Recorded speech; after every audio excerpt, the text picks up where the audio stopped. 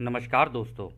Law of one यानी एक का कानून, या कह लीजिए एक का ज्ञान, या कह लीजिए एक के तरीके, यह उसका 17वें सत्र का दूसरा भाग है।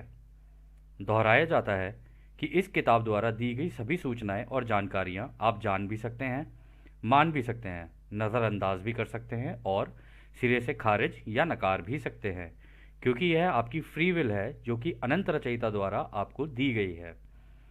एक और बात कही जाती है कि लॉ ऑफ वन पूरी तरह से सबके लिए फ्री है। यदि कोई इकाई या व्यक्ति इसको निजी स्वार्थ के लिए इस्तेमाल करे तो वह उसकी व्यक्तिगत जिम्मेदारी होगी। एक बात और कही जाती है दोस्तों, यदि कोई इस एक के ज्ञान को दूसरों से साझा करना चाहे अपनी ही भाषा में परिवर्तित करके, तो वह कर सकता है, क्योंकि यह उसकी स्वतंत्र इच्छा या फ्री विल है। तो पहला सवाल डॉन करते हैं। मेरा मानना है कि उस क्षेत्र के पेड़ों के विश्लेषण में कम विकिरण स्तर दिखाया है। क्या यह पेड़ों में इतने कम विकिरण स्तर का कारण है? तो रा कहते हैं हाँ, यह सही है। विकिरण की यह मात्रा काफ़ी सतह न्याकृत है, परंतु इससे निकलने वाली ऊर्जा काफ़ी विनाशकारी हो सकती थी। तो दोस्तों यहाँ पे जो सवाल डॉन ने किया, डॉन ने कहा कि जिस जगह पर ये बॉम्ब फटा था, ठीक है, ये डेटोनेट हुआ था, या कह लो ये जो ड्रोन जाके फूटा था, तो वहाँ पर ना जो रेडिएशंस होती हैं, वो रेडिएशंस जो थी वो काफ़ी मतलब कम उसमें देखा गया कि उसका इतना असर नहीं पड़ा, और वहाँ के जो पेड़ थे ना उनमें भी इन रेडिएशंस का जो लेवल था वो काफ़ी नीचे था। तो रा कह रहे हैं कि हाँ, ये बिल्कुल सही है, इसके अंदर की जो रेडिएशंस हैं वो ऐसी नहीं होती कि किसी को हानिकारक होंगी। ठीक है, वो कम ही रेडिएशन रखी जाती हैं ताकि किसी को नुकसान ना पहुंचे, और वो जिस एरिया में है ना बस उतने एरिया में ही रहेगी। लेकिन इससे निकलने वाली जो ऊर्जा है ना वो काफ़ी विनाशकारी हो सकती है। तो अगला सवाल डॉन करते हैं। तो क्या हमारी धरती को परमाणु शक्ति प्राप्त करने के लिए महासंघ जिम्मेदार है? तो रा कहते हैं इसका कोई निर्णय नहीं कर सकता है कि क्या कारण था। इस काम से पहले जो मूल समीकरण यानी बेसिक इक्वेशन था वह एक वॉन्डरर द्वारा लाया गया था, जिसे ग्रह की सेवा के लिए समर्पित किया गया था, और उसका विनाश के उपकरणों के लिए नींव बनाने का इरादा नहीं था, और ना ही इसलिए दिया गया था। तो दोस्तों यहाँ पे बात हो रही है कि ये जो न्यूक्लियर वेपन हमारे जो बने इस धरती के ऊपर, उसकी जो बेसिक इक्वेशन थी, इक्वेशन होती है साइंस के अंदर जैसे कि E is equal to M C square. ठीक है, ये एक इक्वेशन होती है कि एक चीज़ लेफ्ट में होगी, एक चीज़ राइट में होगी, और बीच में इक्वल टू का साइन होगा, तो वहाँ उस चीज़ को कहा जाता है इक्वेशन। तो वो कह रहे हैं कि ये इक्वेशन जिसने बनाई थी ना, इस बम को बनाने की जो इक्वेशन जिसने बनाई थी वो था तो वॉन्डरर ही, मतलब नारायण नारायण ही था वो भी, जिसने इस ग्रह के लिए कि इसका इस्तेमाल इस ग्रह की सेवा के लिए हो सके, परंतु हुआ उसका उल्टा ही। तो वो कह रहे कि हालांकि विनाश के लिए इसकी नींव बनाने का इरादा नहीं था, मतलब विनाश के लिए नहीं बनाया था, ये बनाया तो उसकी ग्रह की सेवा के लिए ही था, परंतु बाद में कुछ और हो गया। तो अगला सवाल डॉन करते हैं। क्या आप हमें यह बता सकते हैं कि यह पथक यानी ये वॉन्डरर जिसने यह मूल समीकरण पृथ्वी पर लाया वह कौन था? तो रा कहते हैं यह जानकारी हानिकारक नहीं है, क्योंकि वह व्यक्ति अब इस वक्त आपकी तीसरी घनत्वता में नहीं है। इस इकाई का नाम एल्बर्ट था। तो दोस्तों यहाँ पे वो ये कह रहे हैं कि क्या आप बता सकते हैं कि ये जो इक्वेशन थी ये किसने बनाई?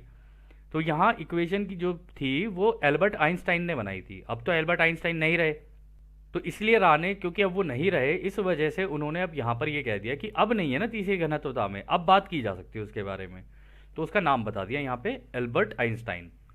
अगला सवाल डॉन करते हैं। धन्यवाद। क्या आप हमें बता सकते हैं कि नाजरेत के जीसस इस धरती पर जन्म लेने से पहले कौन थे? तो दोस्तों यहाँ पर जीसस की बात हो रही है। जीसस को उस ज़माने के लोग भी जीसस ऑफ नाजरेथ बोलते थे, क्योंकि वो नाजरेथ में पैदा हुए थे, ऐसा लोगों का कहना है। मतलब जितने भी हमारे दोस्त हैं हम लोगों ने उनसे भी यही सुना है। तो रा कहते हैं हमें इस प्रश्न के साथ कठिनाई हो रही है जिस तरह से इसे व्यक्त किया गया है। क्या आप इस प्रश्न को किसी और तरीके से पूछ सकते हैं? तो डॉन कहते हैं हाँ, मेरे कहने का मतलब यह था कि क्या आप हमें बता सकते हैं कि जीसस ऑफ नाजरेथ महासंघ से इस धरती पर भेजे गए थे क्या?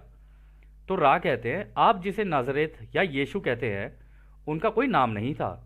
यह इकाई या व्यक्ति उस उपसप्तक के उच्चतम स्तर के पांचवी घनत्वता की सदस्य थे। यह इकाई प्रेम कंपन को यथासंभव शुद्ध तरीके से साझा करने के लिए इस ग्रह क्षेत्र में प्रवेश करने की इच्छुक थी। इस प्रकार इस इकाई को इस विशेष कार्य को करने की अनुमति प्राप्त हुई और यह इकाई बिना किसी नाम के पांचवी घनत्वता के महासंघ की सदस्य थी, जो पांचवी घनत्वता के प्यार और समझ का प्रतिनिधित्व करने आई थी। तो दोस्तों यहाँ पर इन्होंने कहा कि वो पांचवी घनत्वता से यहाँ पर आए थे और है महासंघ के ही हिस्सा। तो उन्होंने कहा कि वो आए थे प्रेम और समझदारी की घनत्वता से। तो यहाँ पे उन्होंने कहा पांचवी घनत्वता, लेकिन वो पांचवी नहीं, वो चौथी घनत्वता से आए थे, क्योंकि चौथी घनत्वता जो होती है ना, वो प्रेम और समझदारी की होती है। जो पांचवी घनत्वता होती है ना, वो रोशनी की घनत्वता होती है। ठीक है, तो इसमें वो कह रहे हैं कि वो आए थे ये ज्ञान देने के लिए, मतलब रचयिता की इंफॉर्मेशन देने के लिए आए थे कि रचयिता का प्लान क्या है। तो अगला सवाल डॉन करते हैं, क्या आपने पांचवी घनत्वता को प्यार और समझ की घनत्वता कहा? क्या पांचवी घनत्वता प्रेम की है? तो रा कहते हैं माफ कीजिए, हमसे यहाँ एक त्रुटि हुई है, मतलब हमसे एक एरर हुआ है। हमारे कहने का मतलब था कि यह इकाई चौथी घनत्वता के उच्च स्तर से पांचवी घनत्वता में जाने वाली थी। यह इकाई पांचवी घनत्वता में जा सकती थी, लेकिन उसने दोबारा तीसरी घनत्वता में इस काम के लिए जन्म लेने का निर्णय लिया। यह इकाई प्रेम के कंपन के उच्चतम उपसप्तक की थी। यह चौथी घनत्वता है। तो दोस्तों जो जीसस थे वो मतलब फिफ्थ चौथी घनत्वता के भी एकदम टॉप लेवल पे थे, मतलब प्रेम और समझदारी का ज्ञान उनका बहुत आगे लेवल का था। और वो जा तो सकते थे पांचवी घनत्वता में रोशनी की, पर गए नहीं, वापस आ गए, कह रहे कि नहीं, मैं इस तीसरी घनत्वता में जाऊंगा अपने भाइयों की मदद करने के लिए। तो अगला सवाल डॉन करते हैं, जब मैं रा से संवाद करता हूं तो क्या मैं किसी एक व्यक्ति या इकाई से संवाद करता हूं या फिर रा के पूरे समूह से संवाद करता हूं? तो रा कहते हैं आप रा से संवाद करते हैं, यहां कोई अलगाव नहीं है। आप इसे एक समूह सोशल मेमोरी कॉम्प्लेक्स कह सकते हैं, जो अनेकता का संदेश देता है। हमारी समझ से आप चेतना के एक व्यक्तिगत हिस्से से बात कर रहे हैं। तो वो कह रहे हैं कि हम जिस जगह पर है ना, वहां पे कोई अलगाव नहीं है। अगर मैं रा हूं तो सारे ही रा हैं, कोई भी अलग नहीं है हम में से। और आपने हमारे में से किसी से भी बात कर ली ना, तो सेम ही बात मिलेगी आपको, कोई किसी की भी समझ अलग नहीं है, क्योंकि सारी टेलीपैथी से कनेक्टेड है। तुम एक से पूछोगे तो सारे जो जवाब दे रहे हैं वो एक, सारे जवाबों को वो एक ही दे देगा तुम्हें, बात एक ही है। तो वो कह रहे हैं सोशल मेमोरी कॉम्प्लेक्स, यानी जहां पर सबके दिमाग, एक समाज का पूरा दिमाग ही एक हो गया हो। तो आगे डॉन कहते हैं, क्या मैं प्रत्येक सत्र में चेतना के उसी व्यक्तिगत हिस्से से बात करता हूं? यानी वो ये कह रहे हैं कि क्या मैं इस रा के समूह के किसी एक व्यक्ति से ही बार बार बात करता हूं क्या? तो रा कहते हैं आप एक साधन के माध्यम से एक ही इकाई से बात करते हैं। यह साधन कई बार महत्वपूर्ण ऊर्जा, वाइटल एनर्जी में कम होता है। यह कभी कभी हमारी कार्यवाही में बाधा उत्पन्न कर सकता है। हालांकि इस साधन में उसके कार्य के प्रति बहुत अधिक निष्ठा है और इसके पास जो कुछ भी है वह इस कार्य को दे देती है, इसलिए ऊर्जा कम होने पर भी काम जारी रख सकते हैं।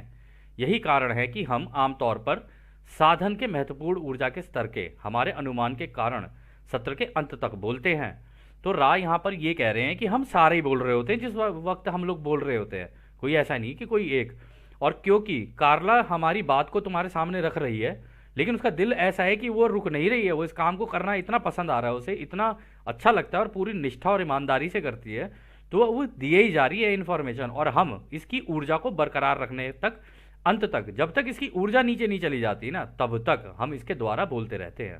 और उन्होंने बोला भी है कि कभी कभी बाधा उत्पन्न हो जाती है, वो उसके कई कारण हो सकते हैं, लेकिन बाधा के बावजूद वो इसको कार्ला को संभाल कर लेकर चल रहे थे अपने साथ।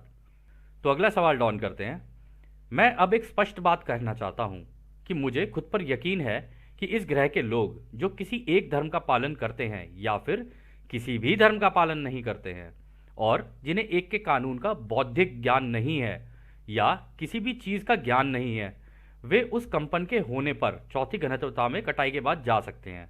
क्या यह सही है? तो दोस्तों यहाँ पे डॉन कह रहे हैं कि मैं ये कहना चाहता हूँ कि हो सकता है कि कोई व्यक्ति अपने अपने धर्म का पालन कर रहा हो, लेकिन धर्म का पालन कर रहा हो, विभाजन नहीं। अगर धर्म का पालन कर रहा है तो विभाजन की बात नहीं कर सकते, क्योंकि धर्म में सबसे पहली चीज़ यही सिखाई गई है कि सब कुछ एक है, हम सब एक हैं, वसुधैव कुटुंबकम, ये बोला गया है सबको। और हर धर्म में बोला गया है ये, ऐसा नहीं है किसी एक ही धर्म में बोला गया हो। अगर उसने ये पकड़ लिया तो फिर कितने भी विभाजन उसके सामने आते रहे, वो समझ जाएगा सामने वाले के मुंह से निकलती हुई बात कि हाँ विभाजन में बात कर रहा है ये। तो वो ये कह रहे हैं कि जिसको इसका हो सकता है ज्ञान हो सकता है ज्ञान ना भी हो, अपने धर्म का पालन कर रहा हो या किसी भी धर्म का पालन ना कर रहा हो, तो उस केस में क्या वो सतयुग में चौथी घनत्वता में जा सकता है? तो रा कहते हैं हाँ यह सही है।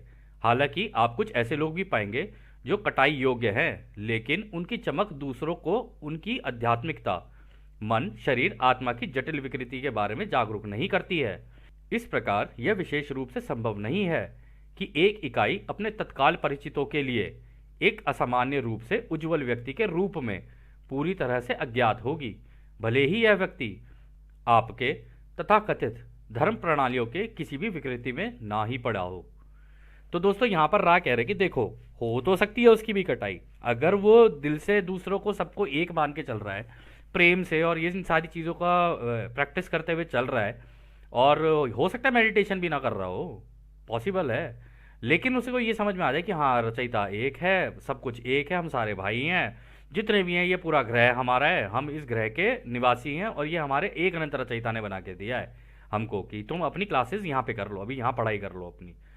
तो वो कह रहे कि हो सकता है कि वो किसी भी धर्म को ना माने, ये भी हो सकता है, और धर्म की किसी भी प्रणाली में ना पड़े, ये बिल्कुल हो सकता है उसके साथ, परंतु वो दूसरों की सेवा भाव से दूसरों के लिए काम कर रहा है, तब भी उसकी कटाई दूसरी घनत्वता में होगी, यानी चौथी घनत्वता में होगी।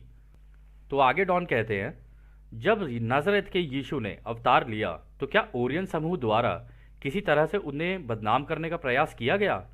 तो रा कहते हैं हाँ यह सही है। तो डॉन कहते हैं क्या आप मुझे बता सकते हैं कि ओरियन समूह ने उन्हें नीचे गिराने के लिए क्या क्या किया? तो रा कहते हैं हम एक सामान्य रूप से वर्णन कर सकते हैं कि क्या हुआ था। यह तकनीक अन्य नकारात्मक सूचनाओं के निर्माण की थी। यह सूचना उसने दी थी जिसे तुम्हारे लोग यावे कहते हैं। इस जानकारी में अपने व्यवहार पर सख्ती और अपनी सेवा के रास्ते पर तीसरी घनत्वता में अधिकार और शासन का वादा था। इन दो प्रकार की सूचनाओं का उन लोगों पर प्रभाव पड़ा जिनका पहले से ही ऐसे विचार रूपों का झुकाव था, और यह अंततः यीशु की कई चुनौतियों का कारण बना।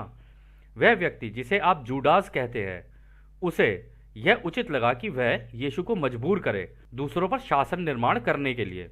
जूडास ने महसूस किया कि यदि यीशु को एक कोने में धकेल दिया जाए या मजबूर किया जाए तो उसमें दूसरों पर शासन करने के लिए बुद्धिमान अनंतता की शक्ति का उपयोग करने की अकल आ जाएगी।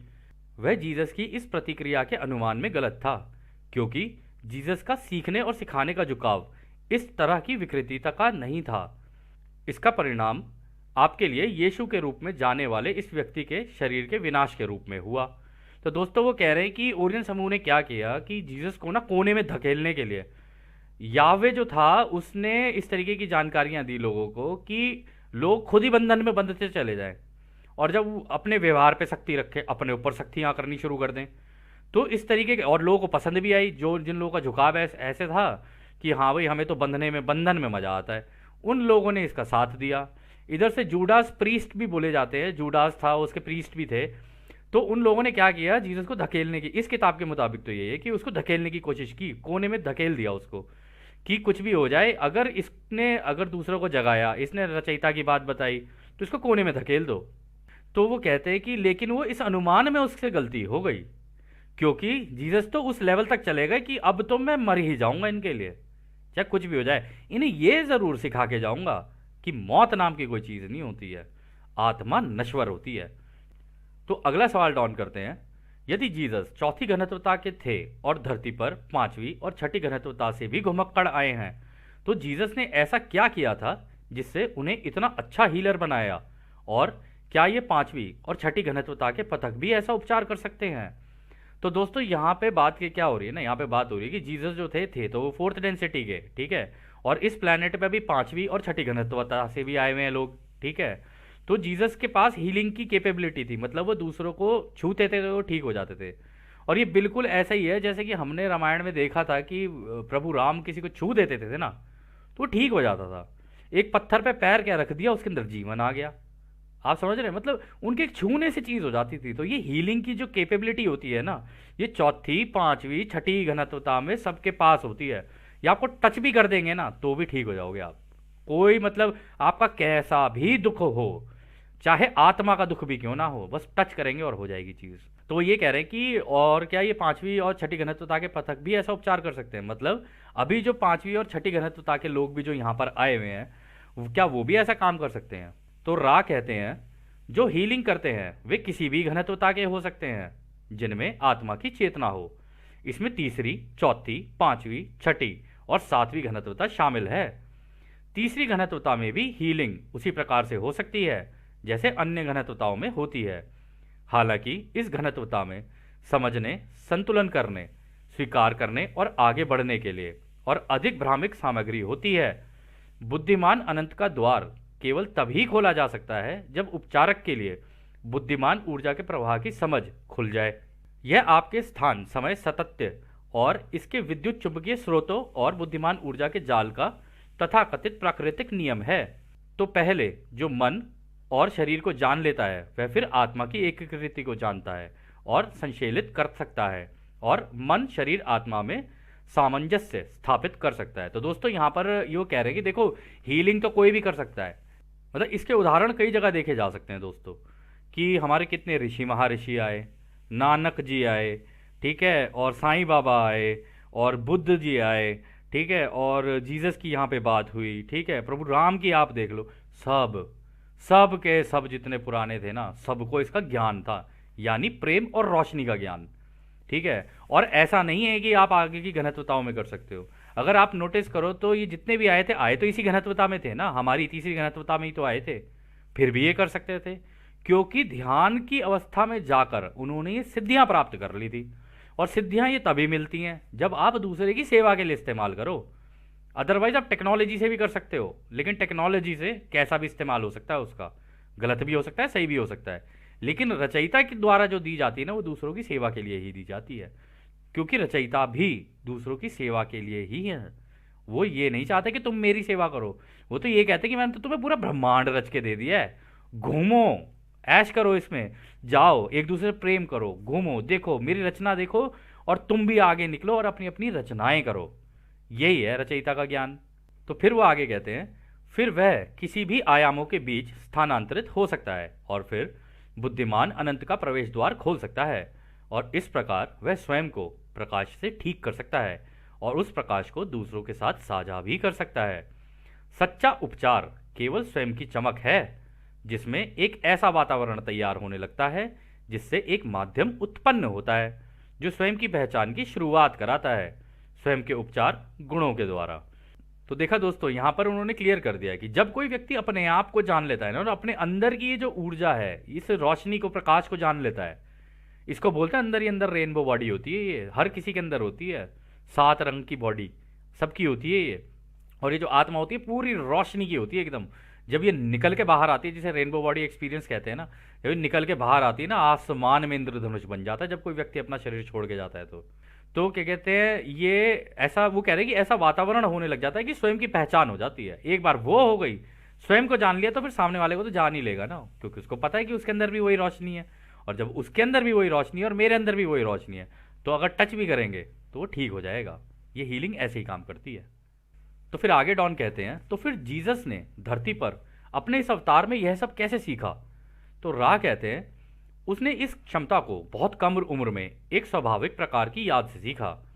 दुर्भाग्य से इस इकाई ने सबसे पहले अपने मित्र पर क्रोधित होकर बुद्धिमान अनंत में प्रवेश करने की इस क्षमता की खोज की। यह मित्र यीशु के उन्हें छूने की वजह से बुरी तरह घायल हो गया था। इस प्रकार यीशु को पता चल गया था कि उनके अंदर एक भयानक क्षमता है। यह इकाई यह पता लगाने के लिए दृढ़ थी कि इस ऊर्जा का उपयोग अच्छे के लिए कैसे किया जा सकता है, ना कि नकारात्मकता के लिए। यह इकाई अत्यंत सकारात्मक रूप से ध्रुवीकृत थी और अधिकांश घुमक्कड़ों की तुलना में इसे बहुत कुछ याद आ गया था। तो दोस्तों, हुआ यह था कि जीसस, इस पार्ट में हुआ क्या कि जीसस को बचपन में ही अपनी ना पावर्स पता चल गई थी, ये जितनी भी सिद्धियां थी उन्हें पता चल गई थी, क्योंकि एक बार गुस्से में आके उन्होंने अपने एक दोस्त को टच किया और वो कहीं दूर जाके गिरा और उसे चोट लगी बहुत ज़्यादा। तो उनको ये लगा कि मेरे अंदर एक ऐसी भयानक क्षमता है जिससे किसी को चोट भी पहुंच सकती है। तब वो अपने आप को ढूंढने के लिए निकले, जानने के लिए निकले कि ये इसका मैं इस्तेमाल कैसे कर सकता हूँ दूसरों की सेवा के लिए। जैसे कि क्या कहते हैं, बाकी घुमक्कड़ यहाँ पे आके अपनी जिंदगियां, पुरानी जिंदगियां भूल जाते हैं। उनको क्योंकि वो ध्यान अवस्था में जाके उन्होंने ये जान लिया था कि वो कहाँ से आए हैं और क्या काम करने के लिए आए हैं, उनका उद्देश्य क्या है। जैसे ही उनको ये पता चला कि मेरा ये उद्देश्य है, बस उन्होंने वो निकलते ही चले गए, निकलते ही चले गए दूसरों की सेवा में। तो आगे डॉन कहते हैं, इस घटना ने जीसस के आध्यात्मिक विकास को कैसे प्रभावित किया और वह अपने शारीरिक मृत्यु के बाद कहाँ गए। तो रा कहते हैं, यह इकाई इस अनुभव से प्रेरित हुई और इसने जीवन भर की अपनी खोज शुरू कर दी। सबसे पहले उसने अपने ही यहूदी धर्म जुडाइज्म में दिन रात पढ़ाई शुरू कर दी और बहुत ही कम उम्र में वह रब्बी बन गया। लगभग 13.5 वर्ष की उम्र में जीसस ने अपने सांसारिक परिवार के निवास स्थान को छोड़ दिया और अधिक जानकारी प्राप्त करने के लिए कई अन्य स्थानों पर गए। यह तब तक चलता रहा जब तक वह लगभग 25 वर्ष के नहीं हो गए, जिस समय यह अपने परिवार के आवास में लौट आए और अपने सांसारिक पिता की कला सीखी और उसका अभ्यास किया। जब यह इकाई सभी अनुभवों को एकीकृत करने में सक्षम हो गई थी, तो उसने दूसरों से बात करना शुरू कर दिया। जब यह इकाई अपनी अंतिम भाग में थी, तब इसने दूसरों को विनाश के कर्म से मुक्त कर दिया। जब उसने क्रॉस पर यह कहा कि हे परमपिता, जब उसने क्रॉस पर यह कहा कि हे परमपिता, इन्हें क्षमा कर दे, क्योंकि यह नहीं जानते कि यह क्या कर रहे हैं। क्षमा में क्रम के चक्र को रोकने की ताकत होती है दोस्त। तो दोस्तों यहाँ पे रा कह रहे हैं कि उन्होंने अपने ही धर्म की पहले अच्छे से पढ़ाई की, पूरी अच्छे से, फिर और जानकारियां प्राप्त करने के लिए बाहर निकल गए। ठीक है, करीब करीब मतलब 13 साल की उम्र में निकल गए थे, तो 24-25 साल की उम्र तक वो बाहर ही रहे, इधर उधर घूमते रहे और ज़्यादा ज्ञान प्राप्त करने के लिए। फिर उसके बाद वापस आ गए अपने घर में, अपने परिवार के साथ रहने लगे। ये सारी चीज़ें हुई। फिर वो आगे कह रहे हैं कि जब उन्होंने अपने सारे अनुभव ले लिए, उनको समझ लिया कि हाँ दुनिया कैसे काम करती है, दूसरे लोग कैसे सोचते हैं, वो सारी चीज़ें जब कर ली ना, तो जब वो अंत में उनको क्रॉस पे टांगा जा रहा था ना, तब उन्होंने सबको माफ़ किया। जिन्होंने उनके साथ ये किया उनको भी माफ़ किया, और जब वो माफ़ी दी, उससे कर्म से मुक्त हो गए। और कर्म से मुक्ति का एक ही तरीका है, माफ़ कर दे, कैसा भी है माफ़ कर दे, क्योंकि तूने अगर माफ़ कर दिया और ये कर दिया तो तूने सबसे बड़ा धर्म निभाया है, सबसे बड़ा धर्म। तो आगे डॉन कहते हैं, तो अब यह इकाई जिसे हम जीसस कहते हैं कौन सी घनत्वता में रहते हैं। तो राह कहते हैं, यह जानकारी हानिकारक नहीं है परंतु उपयोगी भी नहीं है। यह इकाई अब 5वीं घनत्वता में ज्ञान की समझ कंपन को सीख रही है, जिसे रोशनी की कंपन की घनत्वता भी कहते हैं।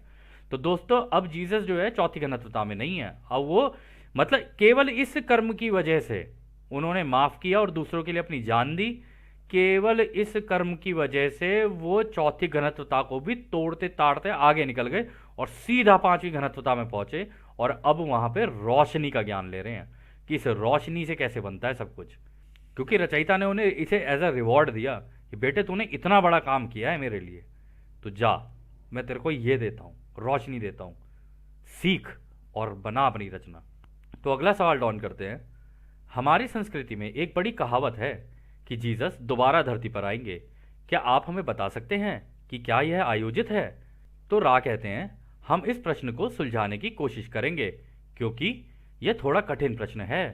इस इकाई को यह ज्ञात हो गया था कि यह कोई एक व्यक्तिगत इकाई नहीं है, बल्कि उस अनंत रचयिता का भेजा हुआ एक दूत है। इस इकाई को यह भी ज्ञात था कि अब धरती अपनी अंतिम चक्र की चरण में है। तब इसने इस आशा से बात की कि इसके चेतना वाले लोग कटाई के समय पर धरती पर लौटेंगे। यह विशेष इकाई जिसे आप जीसस कहते हैं वह वापस नहीं आएंगे, परंतु महासंघ के सदस्य एक चैनल साधन के द्वारा बोलेंगे और अपनी जानकारी लोगों तक पहुंचाएंगे। हालांकि चेतना के समान समता रूप वाले लोग आएंगे जो 4थी घनत्वता में उनका स्वागत करेंगे। यही वापसी का अर्थ है। तो दोस्तों यहाँ पे जो रा ने कहा है ना, रा ने बहुत इंपॉर्टेंट चीज़ कही है, क्योंकि अगर जैसे जीसस बोल के गए कि भाई मैं आऊँगा, ठीक है, अब सारे ये सोचेंगे कि हाँ जीसस आएंगे। अब जीसस के रूप में मान लो कोई बहरूपिया बन के आ गया तो फिर क्या करोगे आप। तो इसीलिए जीसस वहाँ से तो निकल गए आगे, लेकिन जीसस ने ये काम कर दिया था क्योंकि उनको पता था कि मुझे ये ही करना है।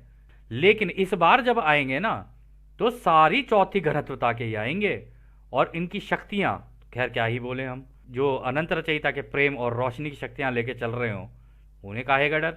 वो किससे डरने वाले हैं? तो इस बार आएंगे तो सारे के सारे एक साथ ही आएंगे। ऐसा नहीं है कोई एक आएगा या दो आएंगे, सारे आएंगे एक साथ ही। और फिर जो होगा वो तो अभी राह आगे बता ही देंगे। तो खैर दोस्तों, यह सत्र अभी थोड़ा और लंबा जाएगा, तो इस सत्र को हम लोग अभी यहीं समाप्त करते हैं। और जैसा कि राह हमेशा कहते हैं, अब हम आपको उस एक अनंत रचयिता की प्रेम, उसकी रोशनी, उसकी शक्ति और उसकी शांति में छोड़कर चलते हैं। आदने हमारे भाइयों, आदने वासु। धन्यवाद।